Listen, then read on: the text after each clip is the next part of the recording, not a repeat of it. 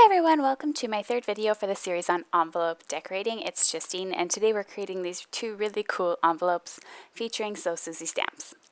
Alright, to get started I decided to try out something a little bit different, and that's to create a frame around my envelope.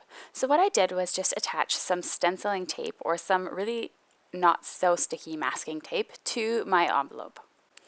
The next thing I did was take this trio of flowers from So Susie Stamp and ink it with VersaFine ink. I went all along the frame, making sure that I was off of the frame a little bit and often so that it would create that really border-like look when I remove the masking tape. I'm not really worried too much about getting it onto my surface. I'll just wipe it all with baby wipes when I'm finished. So I'm just twisting and turning until all the flowers fit nicely together and that they're all not the same way. When I remove the frame, I have this really nice black and white, very sort of stunning and elegant look that you could use for almost anything. Now you could use a more intricate and more bulky stamp, and I think this would turn out even better and make an even better frame. What you can also do is write someone's name on it and then address it as well. So I'm going to address this actually to my mum because I created a birthday card that's similar to this look.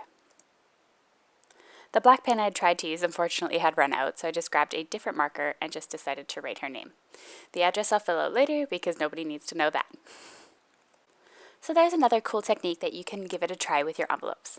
The next I'm going to do is also with stenciling. Now I did stenciling last week with a blending tool, but this week I'm going to use it with some Clarity stencil brushes. Now these are going to give it it's a little bit different. You don't get the harsh lines for the most part. It does turn out to be a little bit more subtle, and what I'm doing is I'm just going back and forth with the brush onto my ink pad and then directly onto my paper. So I don't need to start off my paper like I often do with a distressing tool. So I actually really like this. Now I realize you can't really see it with my hand in the way, so I'm going to attempt to just kind of go from the side and just show you what I'm doing. I'm using 3 pink colors from So Susie Stamps to create a gradient look.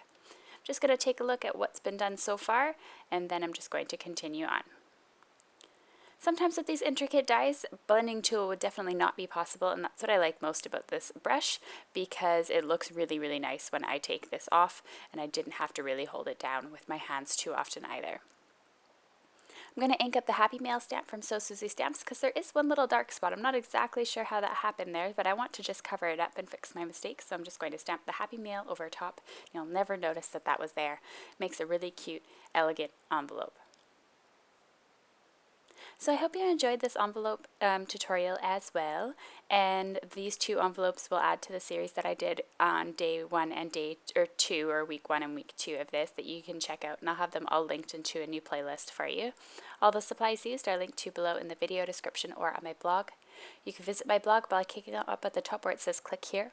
You can click on the right to subscribe to my channel, or you can click on the card that is there to visit my last tutorial that I did for So Susie Stamps on this really awesome blending and inlay die cutting technique.